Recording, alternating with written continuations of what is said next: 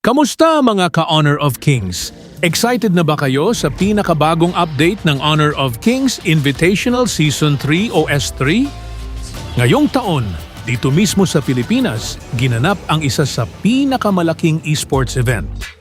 Pero kahit hindi ka nakapunta sa event, huwag mag-alala dahil marami ka pa ring pwedeng makuha na perks in-game. Ito ang mga dapat abangan.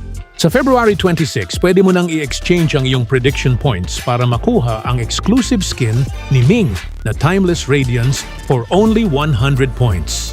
Pagdating naman ng March 1, pwede ka na mag-exchange ng All-Star Skin Chest for 100 prediction points din. At hindi lang yan, pwede mo ring i-exchange ang iyong points para sa mga astig na recalls at borders.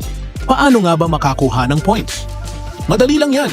Mag-participate ka lang araw-araw at mag-predict kung aling team sa tingin mo ang mananalo sa laban. Kapag tama ang hula mo, makakakuha ka ng extra points depende sa iyong taya. Pwede ka ring makakuha ng points sa pamamagitan ng panonood ng in-game live streams. Kaya ano pang hinihintay mo? Kung wala ka pa ng Honor of Kings, download na ngayon at samahan mo kami sa excitement ng Invitational Season 3. Suportahan natin ang ating mga manlalaro. Let's go, Team Philippines! The countdown is on. Mark your calendars and see you in Manila.